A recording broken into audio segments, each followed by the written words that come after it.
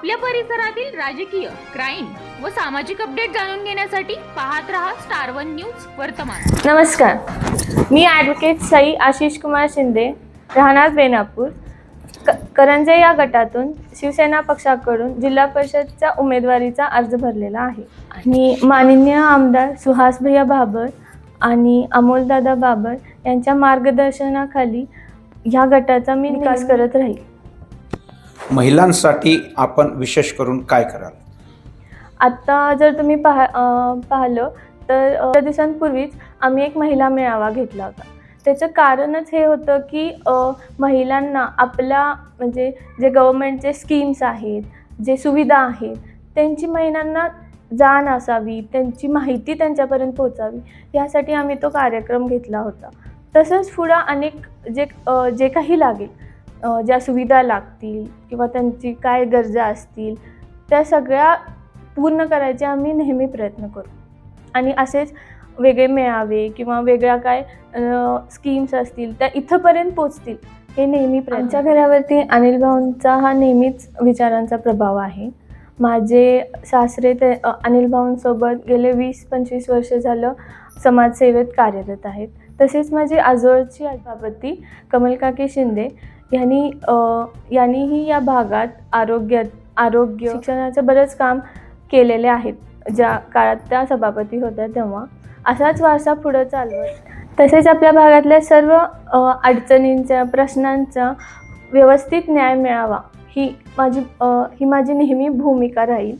आणि एक वकील म्हणून जसं मी कोर्टामध्ये माझ्या क्लायंटला रिप्रेझेंट करून त्यांच्या हक्कासाठी लढते, तसेच मी आपल्या भागाच्या हक्कासाठी, आपल्या भागाच्या विकास शक्तीकरणासाठी मी नेहमी लढत राहीन।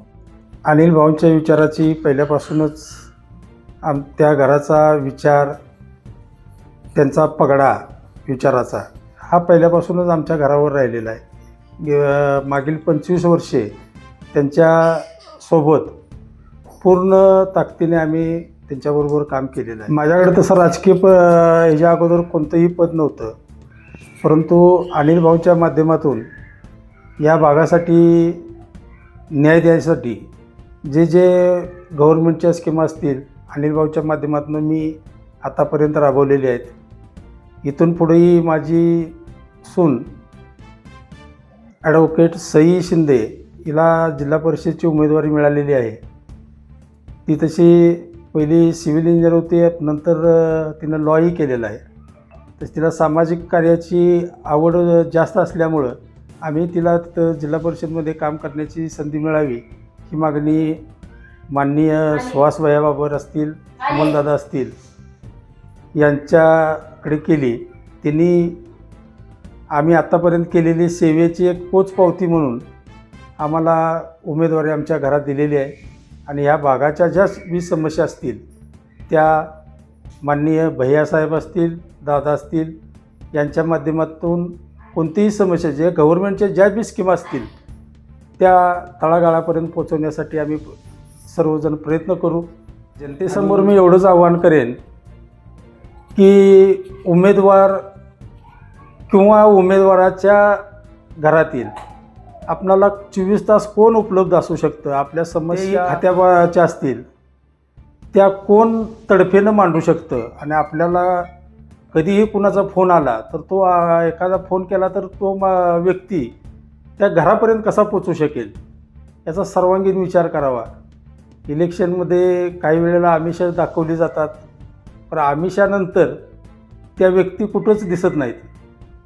हे फक्त मी मतदारांना आवाहन करेन की 2 दिवसाची कोणती लालच बघण्यापेक्षा उमेदवार आपल्यासाठी कोण योग्य आहे, कोण आपल्या संकटकाळी धावत येऊ शकतो याचा सरासर विचार करावा आणि मतदारांनी योग्य निर्णय घ्यावा। मी खरं तर एक इंजिनियर होते आणि इंजिनिअरिंग झाल्यानंतर लग्न झाल्यानंतर मला आवड होती, त्यासाठी मी लॉमध्ये ॲक्च्युली एंट्री केली आणि LLB करायचं डिसिजन घेतला। त्याच्यानंतर रोज कॉलेजला अपडाऊन करावं लागायला लागलं, घरातलं कोणतरी यावं लागलं, म्हणून मी परत बसने जायला सुरू केलं। आणि ॲक्च्युली जेव्हा मी बसनं जायला सुरू केलं ना तेव्हा मला विद्यार्थ्यांचे असतील, महिलांचे असतील किंवा इतर काही जे लोकांचे प्रश्न असतील ना, ते खूप म्हणजे असे जवळून बघायला मिळाले, माझ्या नजरेस पडले. आणि त्यासाठीच मी ही उमेदवारीचा म्हणजे डिसिजन घेतला जिल्हा परिषदचा, की मला ते प्रश्न सोडवता येतील, मला माझ्या एज्युकेशनचं काहीतरी या भागाला हेल्प होऊन आपला भाग पुढे बाकीच्या भागांपेक्षा पुढे जाईल. अशा बातम्या पाहण्यासाठी आमच्या चॅनेलला लाईक, शेअर, सबस्क्राईब करा.